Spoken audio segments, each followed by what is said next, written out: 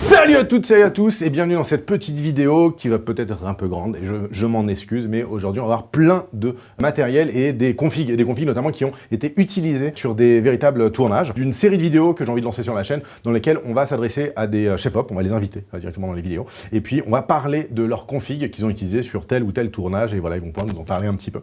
Aujourd'hui, pour inaugurer cette première vidéo de cette série, j'ai demandé à Julien Guéraud. Salut Julien. Salut Chris. Comment vas-tu? Très très bien, toi. Super, la forme, génial. Cool. J'ai demandé à Julien, donc du coup, qui est chef-op, de venir nous montrer quelques petites configs qu'il a fait ces derniers mois. Des trucs que je trouve assez emblématiques ou assez intéressants de ce qui se fait en ce moment. Julien, peut-être en 2-3 mots, est-ce que tu viens de te présenter juste pour dire un peu qui tu es? Je m'appelle Julien Guéraud. Je suis chef-op. Ça fait 10 ans que je travaille. Je travaille principalement sur des courts-métrages, des clips, des pubs et du documentaire. Voilà, pour moi, comme ça, c'est carré, c'est précis. Toi, straightforward, toi. Ah ouais, tout droit, ok. J'aimerais qu'on voit ensemble la première config. On sort finalement relativement souvent, qui est déjà toute montée ici. Waouh, c'est pas beau. C'est magique. Incroyable. Est-ce que tu la magie du cinéma. C'est incroyable, tout est préparé, c'est fou. Cette config-là, donc du coup, voilà, on la sort relativement souvent, à savoir un Ronin avec une caméra, ça peut être une Blackmagic 6K en l'occurrence. Et est-ce que tu veux bien nous expliquer un petit peu qu'est-ce qui t'a poussé à prendre cette config-là, quel type de tournage, les avantages, les inconvénients de tout ça? Ça marche. Donc cette config-là, c'est une Blackmagic 6K avec un Ronin le classique, une série d'optiques les LKR que j'aime bien. C'était pour un court-métrage, Tueur du lac maudit, réalisé par Laurent Ardouin. Et ce court-métrage, ce qu'il fallait, c'était une image. On voulait monter un peu en gamme de qualité d'image, mais on n'a pas les moyens non plus de prendre une RAID. Et je suis pas parti sur une RAID parce qu'il fallait beaucoup de mobilité. C'était un court-métrage d'horreur qui se passe et de nuit et de jour. Donc pour le côté mobilité, pour le côté un petit peu stabilisateur, j'ai opté pour une caméra plus légère, plutôt légère. Et je trouve que la Blackmagic 6K, elle a un bon compromis pour son poids et aussi, elle a une très bonne image, avec une très très bonne dynamique. Donc du coup, pour les ambiances jour, c'était très très bien au niveau de la dynamique, ça encaissait. Ouais, on a mesuré à 13 stops et quelques de dynamique. T'as tourné en RAW ou en ProRes? J'ai tourné en RAW parce que du coup, beaucoup plus de quelle compression de RAW t'as? Alors j'ai oscillé entre 5:1 et 8:1. Ah, t'as oscillé? J'ai oscillé, comme une oscillation, tu vois. Ok, très bien. En fonction des besoins et des cartes. Mais j'étais plutôt à 8:1 en général. 5:1, 3:1, ça bouffe de la carte. C'est ça. Voilà. Sans que tu vois une différence majeure. Sauf si tu as une post-prod incroyable. Mais là, ce qui n'était pas vraiment le cas. Du coup, pour la jour, elle se comporte très bien. Donc j'avais une latitude de diaph qui était vraiment énorme. Je l'ai vu, j'étais en extérieur. Et ça m'a beaucoup aidé pour l'étalo. Et de nuit, j'avais un petit peu peur qu'elle bruite. Et en montant jusqu'à 2500 ISO, j'ai pas eu de soucis. Tu peux monter même plus, c'est un dual ISO. Tu peux monter. Ouais, mais bon. Sur les A7S, je sais. Pour avoir déjà testé qu'il n'y a pas de souci. Sur la Blackmagic 6K, j'étais un petit peu moins sûr. Et là, j'en suis sûr. Quand même des optiques LKR qui ouvrent à 2 et 2.8. Qu'est-ce qui t'a poussé à prendre des optiques LKR? Les LKR parce que, déjà, je cherche des optiques qui, en termes de rendu d'image, ont un côté un peu vintage que j'aime bien. Donc ce look des Leica qui est doux, moins sharp que les CP2, genre d'optique, je suis moins fan. Qui a un côté doux, mais un peu de piqué quand même. Donc un bon compromis entre les deux. Ça, c'est le look. Ensuite, en termes de poids d'encombrement, puisque voilà, sur la caméra, j'essaie d'avoir une caméra pas trop lourde, donc ça sert à rien de me rajouter des optiques très lourdes. Donc elles sont... Surtout si tu as une config portée, tu peux essayer de chercher un peu de légèreté. Un peu de compacité, donc ça, elles apportaient ça aussi. Vu que j'ai une pointeuse, Lola, je voulais qu'il y ait forcément une bague de pointe, donc ça, du coup, c'est des vraies optiques Rocaro Cessiné, donc ça, c'était chouette pour moi. Après, tu peux mettre des bagues crantées sur n'importe quel objet photo aussi, tu vois. Et à la base, c'est une optique photo, quoi. La particularité des Leica par rapport à beaucoup d'optiques photos, c'est qu'elles ont une course de pointe qui est bien plus longue que les assistants, ils aiment bien, tu vois. Donc ça, c'est quand même un bon avantage. Okay. Et puis ensuite, sur les optiques, pour moi, c'est à peu près tout. Ouais, sur les optiques, sur le rendu, en fait, c'est un petit peu ce que les gens aiment bien justement sur les Leica. Beaucoup de vieilles optiques, sur les Contax ou les vieilles optiques de l'ancien bloc URSS, les Helios, les trucs des années 60, c'est que justement, ce sont des optiques qui sont assez douces, pas trop piquées, pas trop contrastées, dont les flares sont pas archi bien maîtrisés, dont on récupère pas mal de flares et ça vient vraiment casser et trancher avec les capteurs surdéfinis. Bon, typiquement là t'es en 6K, mais ça marche aussi dès le 4K, même dès le Full HD. Enfin, la lentille s'exprime, quoi, surtout dès que tu commences à braquer un petit peu de lumière dedans, que ce soit le soleil, une lampe torche, un projecteur. Donc les gens, elle flaire aussi. Elle flaire très joliment, c'est pas trop présent. C'est pas agressif. C'est juste comme il faut, c'est très doux. J'ai vu que tu avais pris aussi une petite pareil, une Abracom Bracam 3F parce que du coup elle est légère, extrêmement rapide. Donc dans les tournages, on sait bien que c'est des économies où beaucoup de plans à rentrer dans la journée, donc il faut être rapide. Là, Donc, un on met clip-on. un clip-on très rapide. Ouais. 2 jours, c'était pour mettre du filtre ND. ND. Donc du filtre ND et plus l'euro, donc ça c'était parfait. Alors, un truc que vous pouvez mettre si vous utilisez des Madbox, si vous voulez adoucir un petit peu l'image, vous pouvez mettre du Black Promised. Et ça, j'en ai utilisé Des un petits petit peu diffuseurs. aussi. Mais finalement, ces optiques sont déjà douces, donc attention de pas... Ouais, tu mets du sucre sur du sucre. C'est un peu ça. Et surtout que j'utilise beaucoup de nuit, vu que c'est un film d'horreur. Là, on pouvait y aller et tout, c'est un film d'horreur pas du tout réaliste, de la machine à brouillard. Donc, des optiques douces, la machine à brouillard et du Black Promised. On perdait le piqué. On perdait un peu le piqué, donc du coup, j'ai un peu limité le Black Promised et je me suis contenté de machine à brouillard. Petit fun fact sur les Madbox Abracam, elles sont développées par un steadicammer français qui était steadicammer pendant des années pour Ushuaïa, Philippe Bordelais. Voilà, si tu le regardes, mon gars, félicitations pour ton boulot. Ce sont des Madbox. En fait, lui, il avait un truc quand il a conçu ces petits clip-on. Il s'est dit, tiens, je vais les faire pour moi. Genre, il s'est imprimé ses propres trucs et il les voulait les plus légères possibles. Donc voilà, c'est de l'impression 3D. Avec des machines spécifiques, mais c'est en 3D. Les Madbox, celle-ci, enfin ce petit clip-on, fait le poids de 2 filtres. Et il en a une autre, la 2F, qui est un peu plus petite, qui fait le poids de 1 filtre. Enfin, on est à ce niveau-là où le mec s'est dit tiens, je vais économiser le moindre gramme. Et puis c'est costaud, tu vois, c'est vraiment bien foutu. Moi, c'est des produits que j'adore vraiment. Tu parles du poids, du coup, sur l'ensemble. Bon, comme tu as vu, je suis extrêmement costaud. Donc moi, je fais aussi attention. T'es grave carré là, tu vas là. Je suis carré. Arrête de pousser quoi. Là, exactement, je le pied. Du coup, j'essaie aussi d'avoir des configs. Donc du coup, le Ronin, mais le Ronin c'est lourd, du coup. Bam. Ça aussi, c'était pas prévu. Hein. C'était. Ça, c'était le Ready Rig. Ouais, le Ready Rig, non, très bien. Donc j'ai hésité entre le Ready Rig et l'Easy Rig, qui est tout seul, hein, comme ça. Et lui, je trouve qu'il est bien pour l'utilisation que je voulais en faire, parce que je courais derrière une jeune fille de nuit. C'est un court-métrage d'horreur, je le rappelle. Et ça m'a permis de limiter le walking. C'est sûr que c'était un film, parce que on va raconter l'histoire, tu courais derrière les filles de nuit. Et mais avec ce matériel. C'était filmé aussi, mais avec ton téléphone. Exactement. Il y a des problèmes pour ça, non? On mettra un lien de où est la vidéo.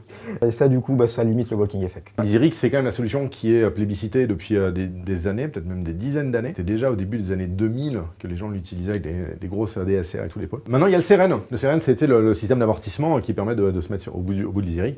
Et même avec ce système d'amortissement, ça t'a pas convaincu, toi, et tu préfères reprendre le Ready Rig plutôt que l'Easy Rig avec le Seren. Là, sur cette configuration, ça m'allait bien. C'est peut-être ma morphologie, mais c'est juste je me sens à l'aise. Moi, je pense qu'il faut juste prendre un outil avec lequel tu es à l'aise. Avec celui-ci, je l'ai essayé, j'étais à l'aise. Ok.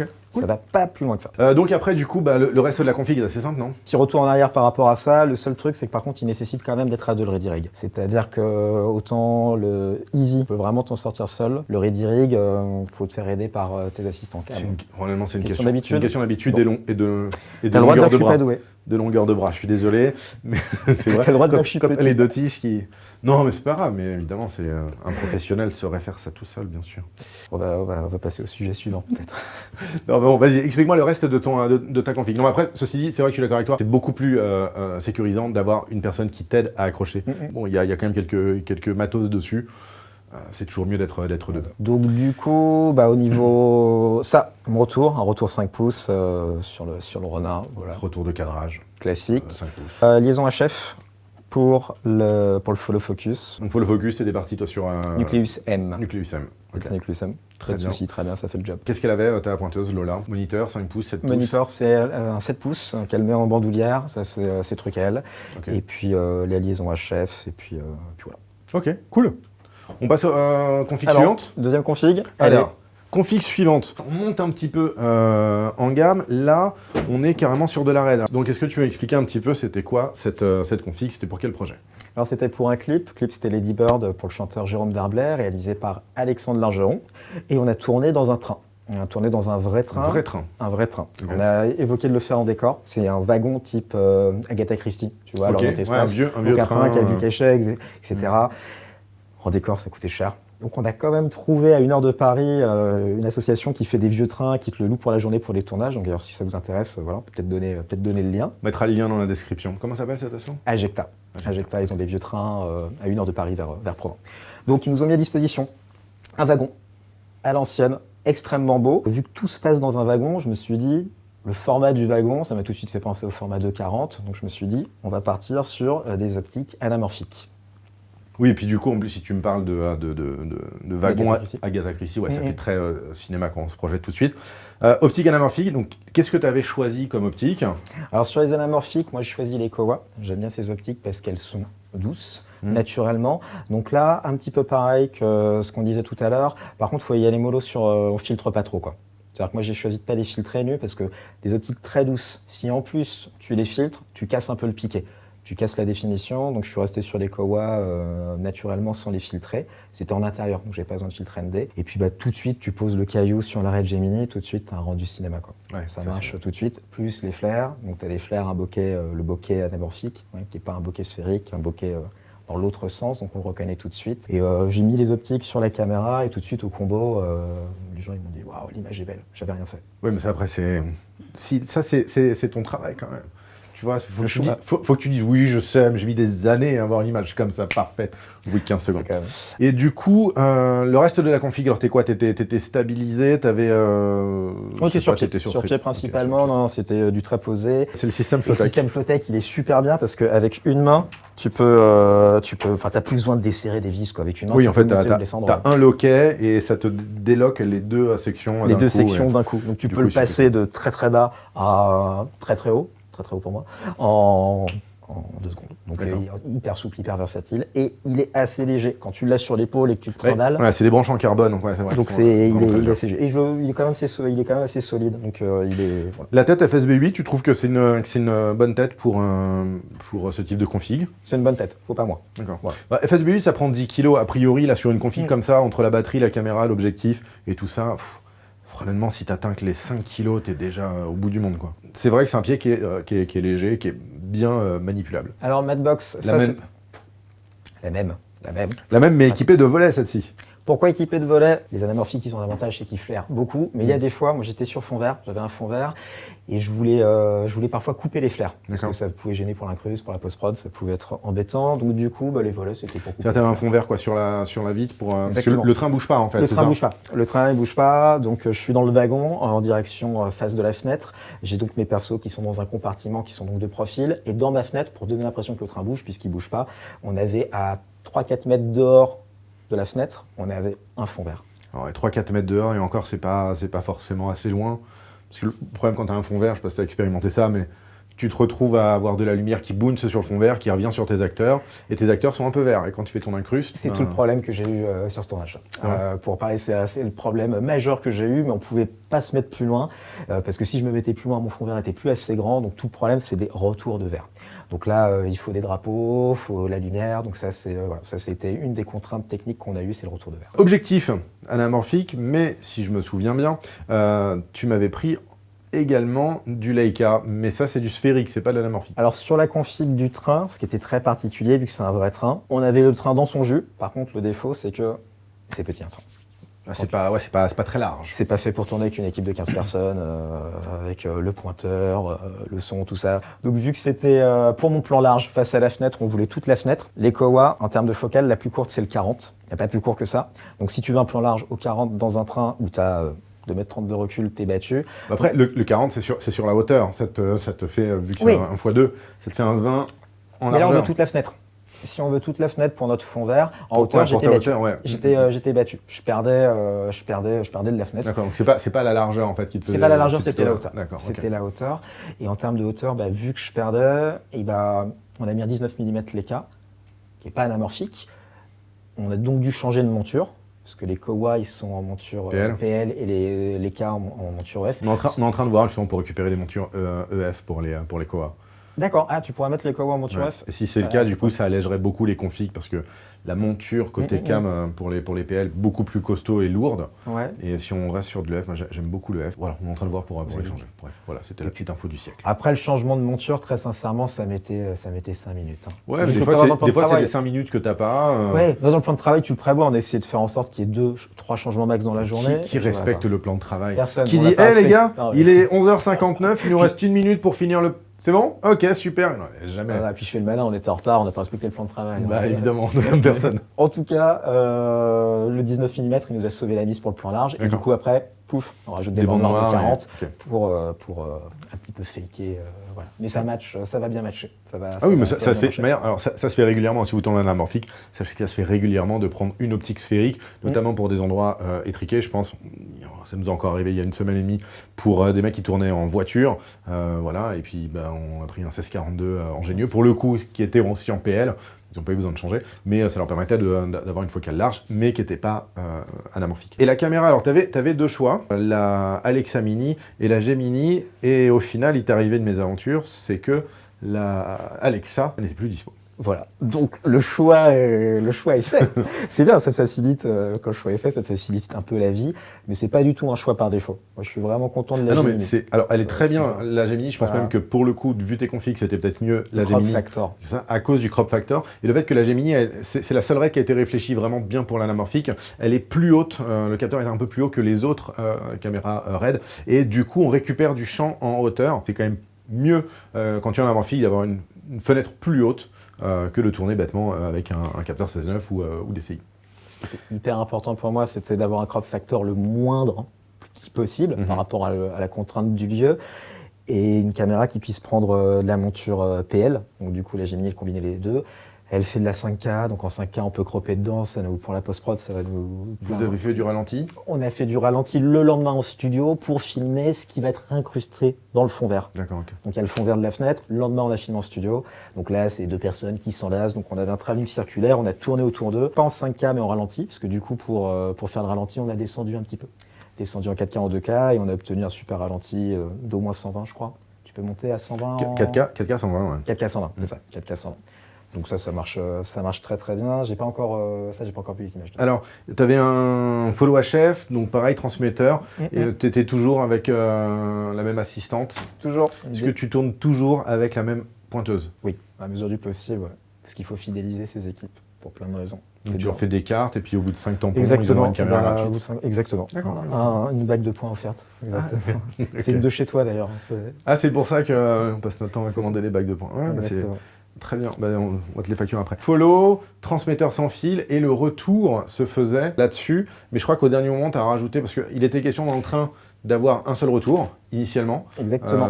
Je sais pas si c'était celui-là, tu avais le Non, c'était un 20 pouces, mais c'était à peu près ça. Ça, c'est le retour en fait pour le réal, pour le make-up. Et quand ta pointeuse, elle partage le même retour que le reste de l'équipe, ils sont toujours un peu compressés, parce qu'on sait très bien, c'est un truc où il faut être hyper concentré. Voilà, c'est un peu les autistes, les assistants cam, donc ils veulent avoir leur écran, leur 7 pouces avec la bandoulière. Alors attends 2 secondes, j'aimerais comprendre une seconde. Les assistants cam, c'est un peu des autistes. Alors je ne cautionne pas du tout que vous soyez assistant cam. Je suis sûr qu'ils comprennent, je suis sûr que vous comprenez ce que je veux dire. Moi je veux rien dire, je veux pas... J'assume ça. Donc il leur faut leur monde à eux, il leur faut, vu que c'est beaucoup de précision, il leur faut leur 7 pouces à eux. Donc moi, en fait, c'est aussi qu'ils ont des outils en fait sur leurs écrans, entre le picking, le Manify, ils vont pas s'amuser à faire du picking. Déjà, ils peuvent pas, et puis. Bah, sur celui-là, ils pourraient, mais c'est sûr chiant que pour le réel qui regarde, il a pas envie qu'il y ait exactement. l'assistante qui fasse le picking. C'est quand même bien, dans la mesure du possible, quand le budget le permet. Je sais bien qu'il y ait le cadreur qui est le sien, l'assistante cam. C'est pas du luxe, c'est pas du confort, c'est vraiment travailler dans de bonnes conditions. L'assistante cam, elle a son 7 pouces et un 20 pouces pour l'équipe, le réel. Le make-up, la script. Il y a une autre config qui, pour le coup, bon là, est bien différente. Attendez, hop là. Ouais, mais l'intéressant aussi. Tout est prévu. Regardez, c'était sur roulette. C'était encore un autre aspect, c'est que on avait le court-métrage avec la Blackmagic, on avait le clip avec la Red, et là maintenant on est sur équipe. Donc là il y avait deux choses équipe, et là on est sur quelque chose de beaucoup plus léger. Et puis surtout, là t'es ni en fiction ni en clip. C'est du corporate. Là t'es en corpo. Ouais, et c'était quoi ton projet avec, donc déjà on a un A7 III, un Crane 3 et un retour HF et tout. On va expliquer tout ça après. C'était quoi le projet?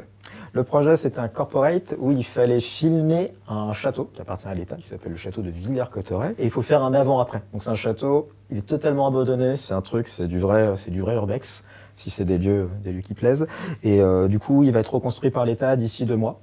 D'accord. Donc là, dans ce lieu, il n'y a pas d'électricité, les fenêtres, elles sont calfeutrées, c'est donc dans le noir complet, c'est totalement pété au sol, et l'idée, c'est de faire un avant-après. Donc on a filmé maintenant avant chaque pièce, et ils vont le reconstruire.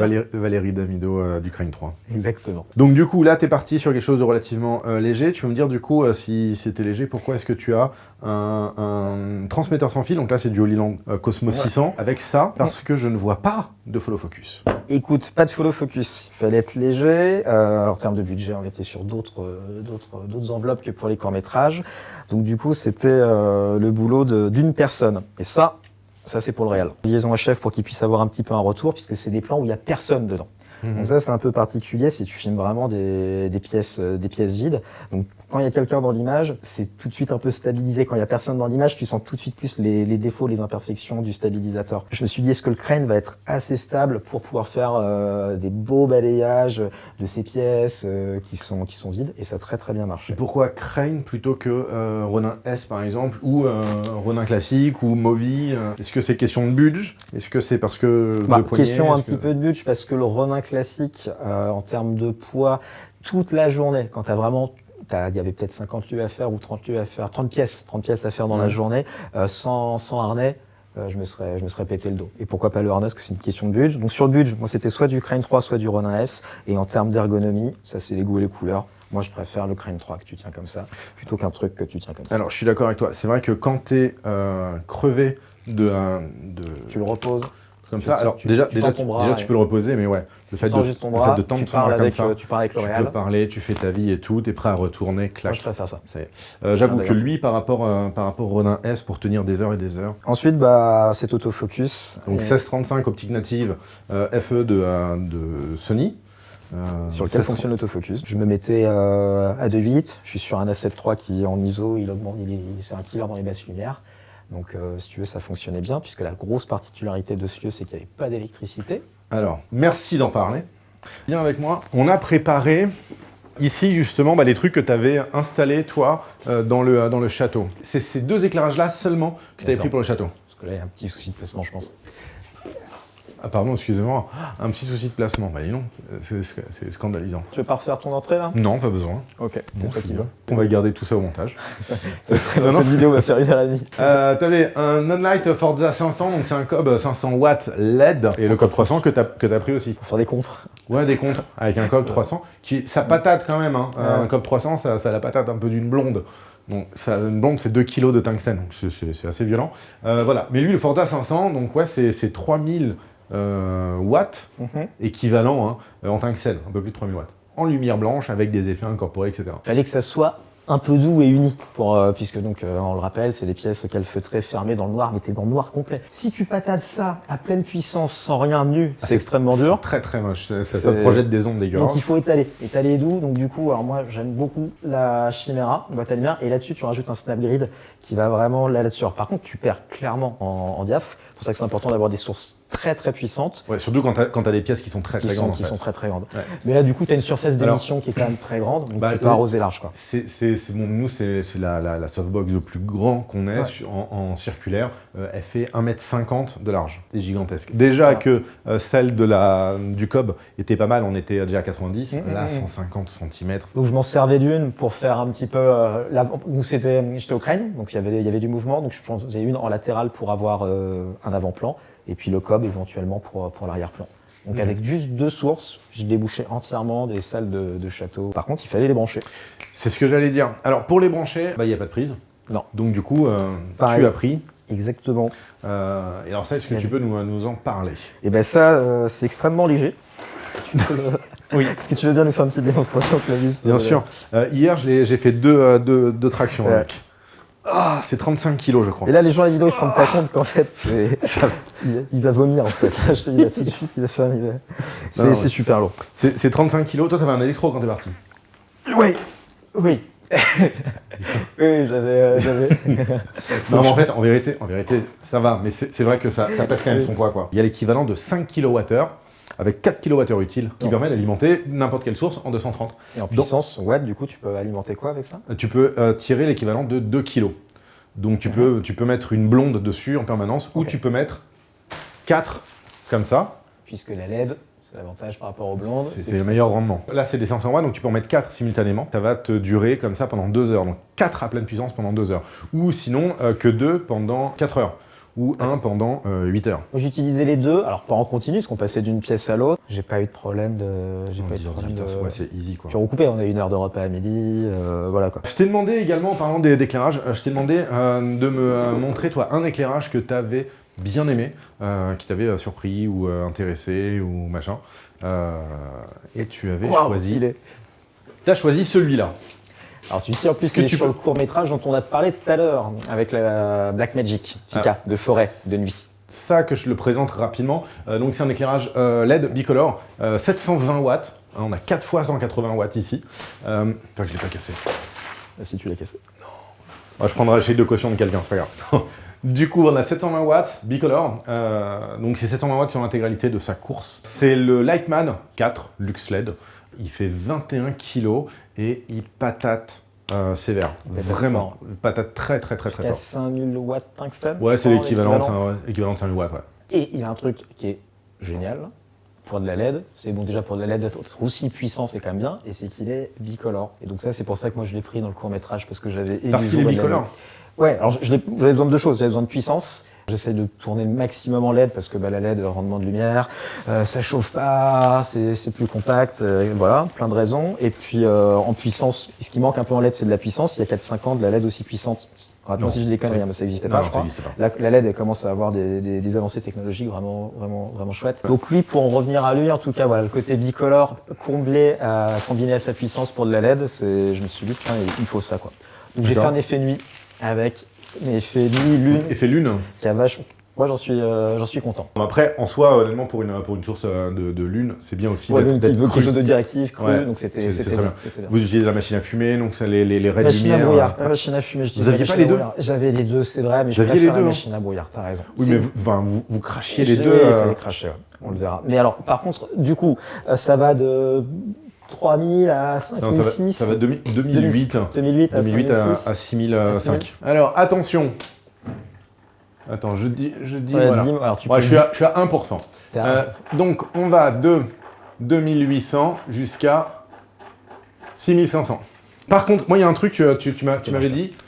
Et aussi, j'utilisais en jour. Tu l'as utilisé en jour. Est-ce que tu peux nous expliquer un petit peu quelle était l'idée dans l'utilisation de jour? C'était une séquence en extérieur de jour. C'était pour filmer un cabanon, donc voilà, un cabanon à peu près 50 mètres carrés. Il fallait filmer les deux comédiens qui étaient dehors. Et j'étais un peu battu en termes de lumière. La lumière commençait à descendre. On était au mois de novembre, donc lumière un peu grise. Et il fallait... Voilà, très froid, quoi. Très froid.